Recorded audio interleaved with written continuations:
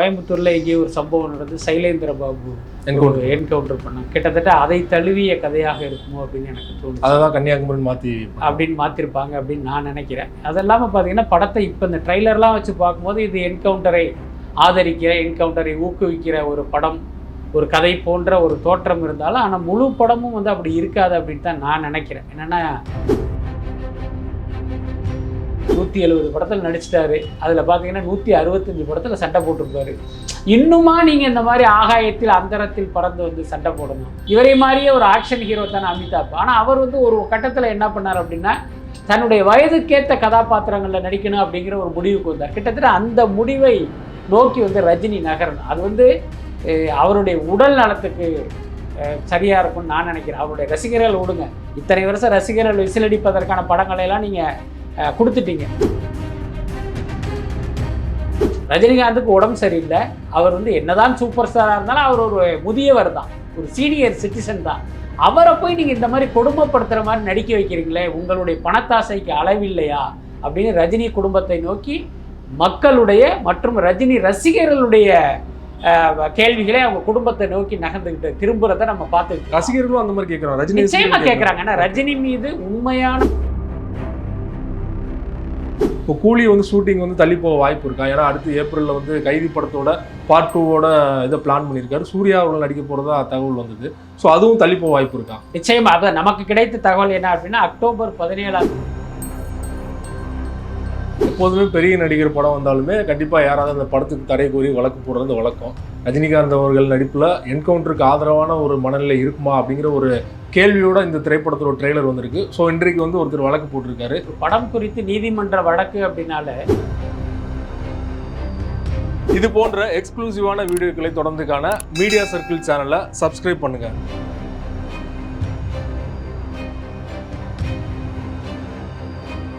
Media circle நேயர்களுக்கு வணக்கம். இன்றைக்கு நம்மோடு நேர்காணலுக்காக சினிமா விமர்சகர் வலைப்பேச்சு பிஸ்மி அவர்கள் நம்மோடு இருக்கிறார். அவரோடு பேசலாம். சார் வணக்கம். வணக்கம். வணக்கம். வேட்டையின் திரைப்படத்தோட ட்ரெய்லர் நேற்று வெளியானது. அப்போலோ மருத்துவமனையில் ரஜினிகாந்த் அவர்கள் உடல்நலக்குறைவால் அனுமதிக்கப்பட்டிருக்க சூழலில் இந்த ட்ரெய்லர் வெளியானது. ட்ரெய்லர் பார்த்தீங்களா? முதற்கட்டமாக உங்களுக்கு எப்படி இருந்தது? இந்த ட்ரெய்லர் பார்த்தா அது வழக்கமான ஒரு ரஜினி படத்தினுடைய ட்ரெய்லர் மாதிரி தான் எனக்கு தோணுச்சு. இன்னொன்று நம்ம ஏற்கனவே கேள்விப்பட்டது, அந்த படத்தினுடைய கதைங்கிறது ஒரு என்கவுண்டர் ஸ்பெஷலிஸ்ட் ஒருத்தரை மையப்படுத்திய கதை அப்படின்னு. இது கிட்டத்தட்ட அந்த மாதிரியான கதையம்சம் உள்ளதுங்கிறது அதை நிரூபிக்கிற மாதிரி இருந்தது. அதுக்கப்புறம் இந்த என்கவுண்டர் ஏன் நடக்கிறது, யாருக்கான என்கவுண்டர் அப்படின்னு பார்க்கும்போது இந்த ட்ரெய்லரில் ஒரு சின்னதாக ஒரு க்ளூ, இந்த பெண்கள் வந்து இந்த பாலியல் வன்கொடுமை செய்யப்பட்டு அவங்கள கொலை பண்ணுகிற ரவுடியை வந்து இவர் என்கவுண்டர் பண்ணுறாருங்கிற மாதிரி அதை பார்க்கும்போது நமக்கு தெரிஞ்சுது. அதே மாதிரி நீங்கள் கேள்விப்பட்டிருங்க, கோயம்புத்தூரில் எங்கேயோ ஒரு சம்பவம் நடந்து சைலேந்திர பாபு என்கவுண்டர் பண்ணாங்க. கிட்டத்தட்ட அதை தழுவிய கதையாக இருக்குமோ அப்படின்னு எனக்கு தோணுது. அதான் கன்னியாகுமரி அப்படின்னு மாற்றிருப்பாங்க அப்படின்னு நான் நினைக்கிறேன். அது இல்லாமல் பார்த்தீங்கன்னா படத்தை இப்போ இந்த ட்ரைலர்லாம் வச்சு பார்க்கும்போது இது என்கவுண்டரை ஆதரிக்கிற, என்கவுண்டரை ஊக்குவிக்கிற ஒரு படம், ஒரு கதை போன்ற ஒரு தோற்றம் இருந்தாலும் ஆனால் முழு படமும் வந்து அப்படி இருக்காது அப்படின்னு தான் நான் நினைக்கிறேன். என்னென்னா இந்த இயக்குனர் தாசா ஞானவேல் வந்து ஒரு பத்திரிகையாளர், மனித உரிமைகள் மீது மிகுந்த நம்பிக்கை கொண்டவராக அவர் இருப்பார் அப்படின்னு நான் நம்புகிறேன். அதனால் படம் வந்து இதற்கு மாறான ஒரு செய்தியை தான் சொல்லும் அப்படின்னு நான் நினைக்கிறேன். இல்லை ஒருவேளை நம்ம ரஜினி படத்தை இயக்குறோம், ரஜினி ரசிகர்களை திருப்திப்படுத்தணும் அப்படிங்கிறதுனால ஒருவேளை என்கவுண்டரை ஆதரித்தே இந்த கதையை அமைச்சிருக்காரா அப்படிங்கிறது தெரியல. பட் அக்டோபர் 10 வரை பொறுத்திருந்து பார்க்கலாம். நீங்கள் சொன்ன மாதிரி ரஜினிகாந்த் அவர்களுடைய தனிப்பட்ட விருப்பம் பார்த்தீங்கன்னா என்கவுண்டருக்கு ஆதரிக்கிற ஒரு கருத்து தான் தெரிவிச்சுட்டு வர்றாரு. ஞானவேல் அவர்கள் என்கவுண்டருக்கு எதிரான ஒரு மனநிலை தான். ட்ரெய்லர்லேயே பார்த்தீங்கன்னா அமிதாப் அவர்கள் வந்து என்கவுண்டருக்கு எதிரான ஒரு வசனம் சொல்லுவார், என்கவுண்டர் ஆதரிக்கிற மாதிரி ரஜினி தரப்புலேருந்து ஒரு வசனம் சொல்லுவார். இப்படியே ஒரு 3 இடத்துல மாறி மாறி மாறி வந்துகிட்டு இருக்கு இல்லையா? ஸோ இறுதியாக அப்படி தான் மாறும் நினைக்கிறீங்களா? ரஜினிகாந்த் அவர்கள் வாயாலே என்கவுண்டருக்கு எதிரான கருத்துக்களோட படம் முடியும்? இல்லை அப்படி தான் இருக்கும் அப்படின்னு நான் நினைக்கிறேன், எதிர்பார்க்குறேன். ஆனால் அது எப்படி இருக்கும்னு நமக்கு தெரியாது. என்னென்னா இப்போ ஜெய்பீம் படம் பார்த்திங்கன்னா போலீஸ் அடக்குமுறைக்கு எதிரான படம். இப்போ அதே இயக்குனர் வந்து அடுத்த படத்தில் போலீஸ் அடக்குமுறையை ஆதரித்து படம் எடுத்தாருன்னா அவரை விட ஒரு சந்தர்ப்பவாதி, ஒரு வியாபாரி வேற யாரும் இருக்க முடியாது. ஆனால் இவர் அந்த மாதிரியாக விலை போகிற இயக்குனராக இருக்க மாட்டார் அப்படின்னு நான் நினைக்கிறேன். ரஜினி டேட் இருந்தால் என்ன, ரஜினி வச்சு எடுத்தா என்ன, நம்ம கொள்கை வேலை வந்து உறுதியாக இருக்கணும் அப்படின்னு அவர் இருப்பாருங்கிற நம்பிக்கையில் தான் நம்ம இவ்வளவும் பேசிக்கிட்டு இருக்கோம். அதையும் தாண்டி ரஜினிகாந்த் அவர்கள் இல்லை நான் வந்து ஒரு சூப்பர் ஸ்டாரு, நான் வந்து இப்படி கன்வின்ஸ் ஆகிற மாதிரி இருந்துச்சுன்னா என்னுடைய ரசிகர்கள் ஏற்றுக்க மாட்டாங்க, அதனால் வந்து இப்படி தான் இந்த கதையம்சம் இருக்கணும். எல்லாத்துக்குமே தனிப்பட்ட முறையிலும் இவர் வந்து என்கவுண்டரை ஆதரிக்கிற ஒரு நபருங்கிறது கடந்த கால ரஜினியுடைய பேச்சிலிருந்தே நம்ம புரிஞ்சுக்கலாம். கிட்டத்தட்ட அதையும் கூட அந்த இயக்குனரிடம் வலியுறுத்தி தனக்கு சாதகமான ஒரு கதையாக கூட அவர் மாற்றிருப்பதற்கு வாய்ப்பு இருக்குது. ஏன்னா இன்றைக்கி உள்ள சூழ்நிலை என்ன அப்படின்னா, நாம் எவ்வளோ பெரிய முற்போக்கு எண்ணம் கொண்ட இயக்குனராக இருந்தாலும் இன்றைக்கி சினிமா என்பது நடிகர்களுடைய கையில் தான் இருக்குது. இப்போ ஒரு நடிகர் நினைத்தால்தான் ஒருத்தர் தயாரிப்பாளராக முடியும், ஒரு இயக்குனராக முடியும். இப்போ தாசா ஞானவேலே இருக்கார் அப்படின்னா ஜெய்பீம் படம் பண்ணார். ஒருவேளை இந்த வேட்டையன் படம் பண்ணலை அப்படின்னா அவர் பார்த்தீங்கன்னா ஒரு 10ஓடு 11ஆன ஒரு இயக்குனராக தானே இருக்காரு. இன்றைக்கி இந்த வேட்டையன் படம் பண்ணதுனால தானே அவருக்கு ஒரு ஊடக வெளிச்சம், கடைக்கோடி ரசிகன் கூட ஞானவேலுங்கிற ஒரு பேரை உச்சரிக்கிற அளவுக்கு இவருக்கு வந்து ஒரு அட்டென்ஷன் கிரியேட் ஆகிருக்கு. அதற்கு காரணம் ரஜினி படத்தை இயக்குவது தானே. ஸோ அதனால் நம்ம இவர் படத்தை இயக்கினால் நமக்கு இந்த மாதிரியான அனுகூலம்லாம் கிடைக்கும் அப்படிங்கிறதுனால இவர் காம்ப்ரமைஸ் ஆகிருப்பதற்கு வாய்ப்பு இருக்குது. என்னென்னா அடிப்படையில் சினிமாங்கிறது ஒரு வியாபாரம் தானே. ட்ரெய்லர்லேயே ஆரம்பிக்கிற இடத்துல பார்த்தீங்கன்னா ஒரு பெண் மக்கள்லாம் சாதாரண ஒரு சாமானியன் வந்து என்கவுண்டர் ஆதரிக்கிற மாதிரி அவனை வந்து என்கவுண்டரில் சுட்டு தள்ளுங்க அப்படின்னு சொல்கிற மாதிரி தான் அப்போ மக்களோட மைண்ட் செட்டே அப்படி தான் இருக்கிற மாதிரி காட்டுறாங்க. இல்லை, யதார்த்தத்துலேயும் அப்படி தானே இருக்குது. அதாவது பார்த்திங்கன்னா ஒருவனுடைய உயிரை பறிக்கிற அதிகாரம் வந்து யாருக்குமே கிடையாது. அது காவல்துறைக்கும் கிடையாது, வேறு எந்த அதிகார அமைப்புக்குமே கிடையாது. இதுதான் உண்மை. அதனால தான் இன்றைக்கு என்கவுண்டருக்கு எதிராக ஒரு மிகப்பெரிய இயக்கமே நடந்துக்கிட்டு இருக்கு. மனித உரிமை ஆர்வலர்களும் மனித உரிமை அமைப்புகளும் இந்த சமூக செயற்பாட்டாளர்களும் அதற்கு எதிராக வந்து வாய்ஸ் அவுட் பண்ணிக்கிட்டே இருக்காங்க. அதே நேரம் நீங்கள் சாமானிய மக்களுடைய மனநிலை எப்படி இருக்குது அப்படின்னா, ஒரு குற்றம் நடக்கும்போது முக்கியமாக பார்த்திங்கன்னா இந்த பாலியல் வன்கொடுமை போன்ற ஒரு பயங்கரமான குற்றம் நடக்கும்போது மக்களுடைய இம்மீடியட் ரியாக்ஷன் என்னவாக இருக்குது அப்படின்னா, இவனை வந்து உடனே நீங்கள் வந்து ஷூட் பண்ணிடணும் மாதிரி நடக்கிற மாதிரி. ஆமாம், என்ன காரணம் அப்படின்னா இந்த தவறுக்கு மரண தண்டனை தான் சரியான தண்டனை அப்படின்னு மக்கள் நினைப்பது ஒரு பக்கம் இருந்தாலும், இன்னொரு பக்கம் மக்களுடைய எண்ணம் என்னவாக இருக்குன்னா, இவனை கொண்டு போய் நீங்கள் வந்து கோர்ட்டில் நிறுத்துவீங்க, கோர்ட்டு வந்து அவனுக்கு தண்டனை கொடுத்தாலும் பார்த்தீங்கன்னா தண்டனை இல்லை, அவனை சிறையில் அடைத்தாலும் அவன் சீக்கிரமே வெளியில் வந்துடுவான். போதிய சாட்சிகள் இல்லை அல்லது அந்த சாட்சிகளையே மிரட்டுறது. அதுக்கப்புறம் காவல்துறையுடைய விசாரணை பார்த்திங்கன்னா ஏடாகூடமாக இருக்கும். சொல்லப்போனால் குற்றவாளிகளை தப்பிக்க வைக்கிற மாதிரியே கூட இருக்கும். இதன் காரணமாக இவன் வெளியில் வந்துடுவான். வெளியில் வந்தது மட்டும் இல்லை, நாளைக்கு அதே தப்பை இன்னும் வீரியத்தோடு செய்வான். அதனால இதுக்கு ஒரே வழி இவங்களை சுட்டு கொள்வது தான் அப்படிங்கிற மனநிலை மக்கள்கிட்ட இருக்குது. கிட்டத்தட்ட அதை பிரதிபலிக்கிற காட்சி தான் அந்த வேட்டையினுடைய ட்ரெய்லரில் இடம்பெற்ற காட்சின்னு நான் நினைக்கிறேன். ட்ரெய்லர்லேயே பார்த்தீங்கன்னா ஏகப்பட்ட சண்டை காட்சிகள், ஃபகத் ஃபாசில் கூட ஒரு சண்டை காட்சிகள் வர மாதிரி தான் இருக்குது இல்லையா. ஏற்கனவே ஜெயிலர்லேயே ஒரு விமர்சனம் வந்தது ஓவர் வன்முறை திரைப்படத்தில் அப்படின்னு, அது ஒரு தவறான முன்னுதாரணமாகும் அப்படின்னு விமர்சனம் வந்தது. ஸோ இந்த படத்துலையுமே அது மாதிரி தான் இருக்கும், யூபிஏ தான் கொடுத்துருக்காங்க இல்லையா. ஆமாம், ஏன்னா ரஜினி படம்ங்கிறதே பார்த்தீங்கன்னா ஒரு மசாலா படம் தான். ஏன்னா அவங்களுக்கு வந்து ஒரு வணிக வெற்றி தான் முக்கியமாக இருப்பதால் அவர் ரஜினி நடிக்கிற படத்தினுடைய கதைங்கிறதே பல்வேறு பொழுதுபோக்கு அம்சங்களுடன் கூடிய ஒரு மசாலா படமாக தான் இருக்கும். அதிலும் முக்கியமாக இந்த சண்டை காட்சிகள், இந்த வன்முறை காட்சிகள் வந்து கொஞ்சம் தூக்கலாகவே இருக்கும். கேட்டோம்னா நாங்கள் வந்து ஒரு பான் இண்டியாவாக படம் எடுக்கிறோம், எல்லா மாநில ரசிகர்களையும் நாங்கள் திருப்திப்படுத்தணுங்கிற மாதிரி ஒரு காரணத்தை இவங்க சொல்கிறாங்க. ஸோ அதுதான் இந்த வன்முறைக்கு அடிப்படையான காரணம். இன்னொரு பக்கம் பார்த்திங்கன்னா நம்ம படத்தை வந்து எல்லா தரப்பு ரசிகர்களும் இந்த படத்தை பார்க்கணும் அப்படின்னா அதில் வந்து இந்தந்த மாதிரியான விஷயங்கள்லாம் இருக்கணும்னு இவங்க நினைக்கிறாங்க.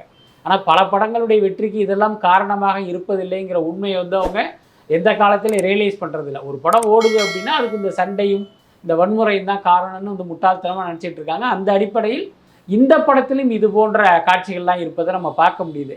ஆனால் நம்மளுடைய தனிப்பட்ட வேண்டுகோள் அல்லது விருப்பம் என்ன அப்படின்னா, இப்போ ரஜினிகாந்த் பார்த்தீங்கன்னா 50 வருஷம் சினிமாவில் இருந்துட்டார், 170 படத்தில் நடிச்சிட்டாரு, அதில் பார்த்தீங்கன்னா 165 படத்தில் சண்டை போட்டிருப்பார்.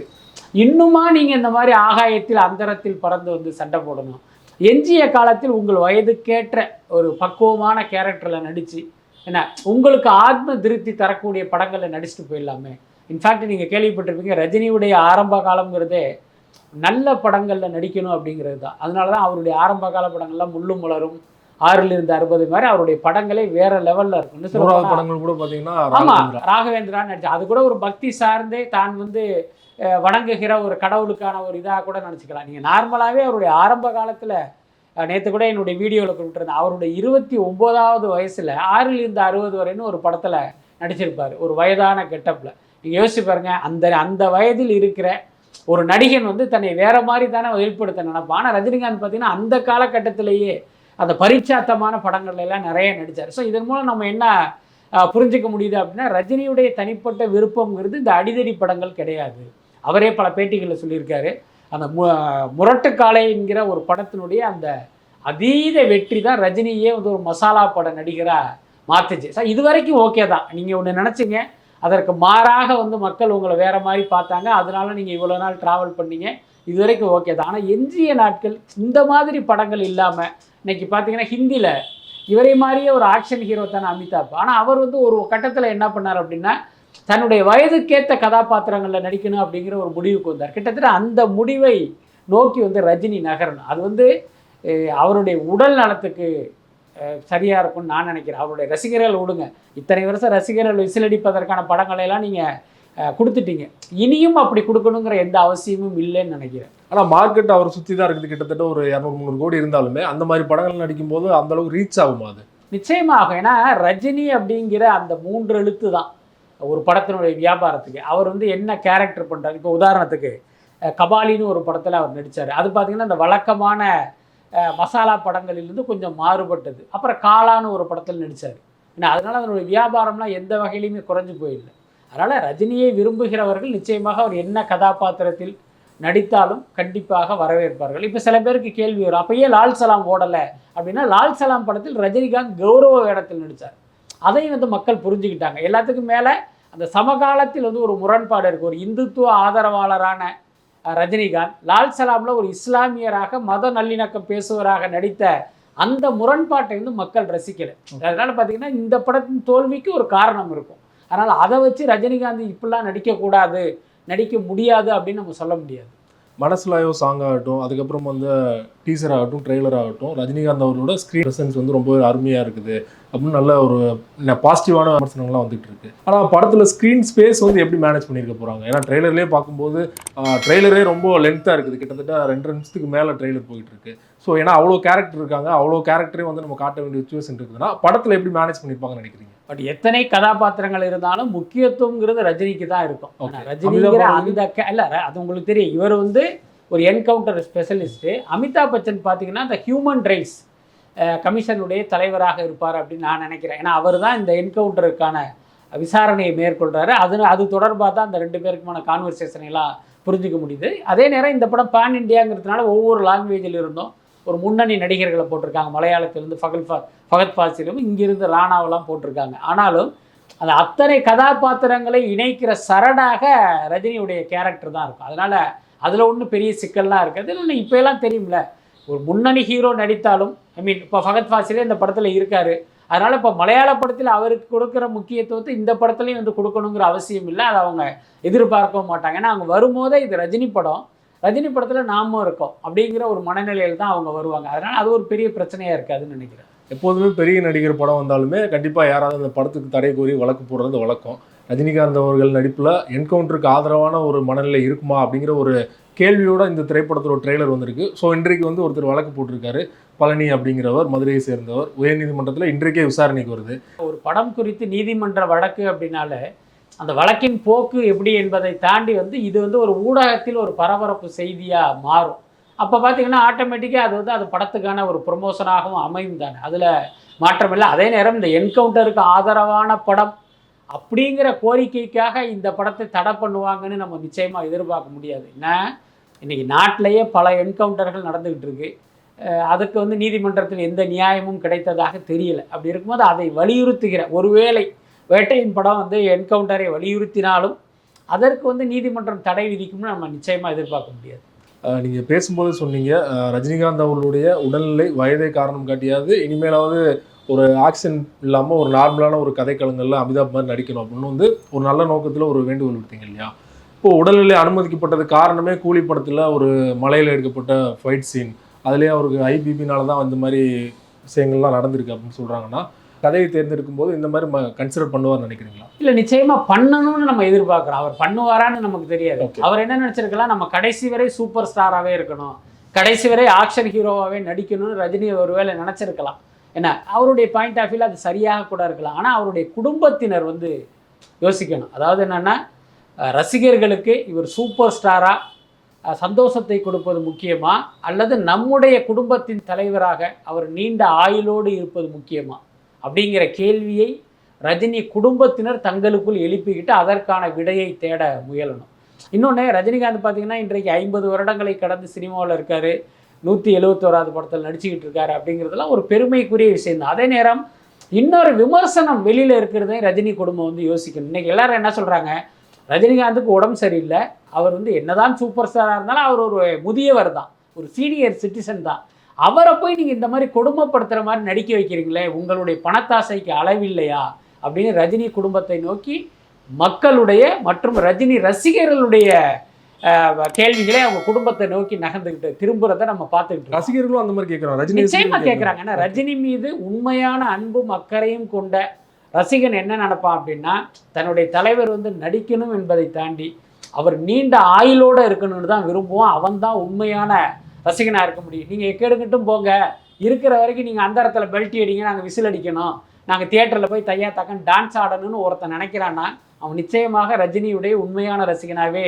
இருக்க மாட்டான். நம் பார்த்த வகையில் ரஜினி மீது அக்கறை கொண்ட ரசிகர்களுடைய வேண்டுகோள் வந்து இப்படி தான் இருக்குது. இதை வந்து ரஜினி குடும்பத்தினர் வந்து புரிஞ்சுக்கணும். ரஜினி சினிமாவில் நடிக்கிறது எந்த பிரச்சனையும் இல்லை, அவரை ஸ்ட்ரெயின் பண்ண வைக்காதீங்க. ஏன்னா அவருடைய உடல்நிலை ஒத்துழைக்கலை.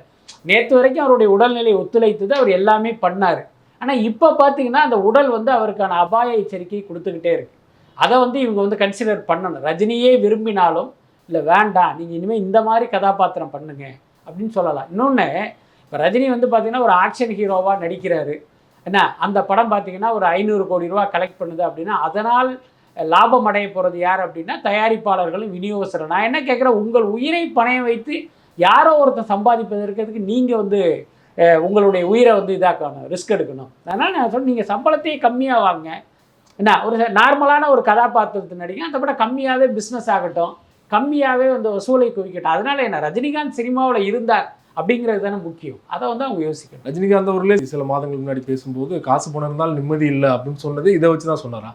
இல்லை, அவர் பார்த்தீங்கன்னா மாற்றி மாற்றி சொல்லிகிட்டு இருப்பார், காசு பணம் இருந்தால் நிம்மதி இல்லை அப்படிம்பாரு. அது வந்து ஒரு காசு இல்லாத ஒருத்தன் சொல்ல மாட்டான், பணம் நிறையா இருக்கிறவங்க தான் சொல்லுவாங்க. பட் அப்படி சொல்கிற ரஜினியே ஒவ்வொரு படத்துக்கும் பார்த்தீங்கன்னா சம்பளத்தை ஏற்றி ஏற்றி இன்றைக்கி பார்த்தீங்கன்னா எத்தனை கோடி சம்பளம் வாங்குறார் அப்படிங்கிறது நமக்கு தெரியும். அதனால் ரஜினியுடைய பேச்சில் நிறைய முரண்பாடுகள்லாம் இருக்கும். அதுக்கப்புறம் இப்போ சமீபத்தில் கூட சொல்லியிருப்பார், இந்த சகுனிகள் நிறைந்த உலகத்தில் வந்து நம்ம வந்து ஒரு சாணக்கியனாக இருக்கணும் அப்படிங்கிற மாதிரி கருத்தெல்லாம் சொல்லியிருப்பார். அந்த சகுனிகள் நிறைந்த அந்த உலகத்தில் தான் ரஜினிகாந்த் என்கிற கண்டக்டர், சிவாஜிராவ் என்கிற கண்டக்டர் வந்து ரஜினி என்கிற சூப்பர் ஸ்டாராகவே வளர்ந்துருக்காரு. அதற்கு பலரும் வந்து அவருடைய வளர்ச்சிக்கு வந்து உதவியாக இருந்திருக்காங்க. அதனால் அதை வந்து நம்ம பெருசாக எடுத்துக்க வேண்டியதில்லை, ஒரு சினிமா வசனமாக கடந்து போகிறது தான் நல்லது. இன்னும் அப்போலோ ஹாஸ்பிட்டல்லேருந்து ரஜினிகாந்த் அவர்கள் வெளிவரல, கிட்டத்தட்ட இன்றைக்கு நாளைக்கு வந்து டிஸ்சார்ஜ் ஆக வாய்ப்பு இருக்குன்னு சொல்கிறாங்க. 2-3 வாரம் வந்து ஓய்வு கட்டாயம் அப்படின்னு மருத்துவர்கள் அறிவுறுத்தினா சொல்லப்படுது இல்லையா? இப்போ கூலி வந்து ஷூட்டிங் வந்து தள்ளி போக வாய்ப்பு இருக்கா? ஏன்னா அடுத்து ஏப்ரலில் வந்து கைதி படத்தோட பார்ட் 2வோட இதை பிளான் பண்ணியிருக்காரு, சூர்யா அவர்கள் நடிக்க போகிறதா தகவல் வந்தது. ஸோ அதுவும் தள்ளி போக வாய்ப்பு இருக்கா? நிச்சயமாக. அதை நமக்கு கிடைத்த தகவல் என்ன அப்படின்னா, அக்டோபர் 17ஆம் தேதி கூலியுடைய அடுத்த ஷெட்யூல் ஸ்டார்ட் ஆகிறதா இருந்தது. அதில் ரஜினியும் இருக்காருங்கிறது தான் நமக்கு கிடைச்ச தகவல். இப்போ இவருக்கு இந்த ஸ்டென்ட் வச்சுருக்காங்க, அதனால் கண்டிப்பாக ஒரு 3-4 வாரமாவது அவர் ரெஸ்ட் எடுத்து தான் ஆகணும்.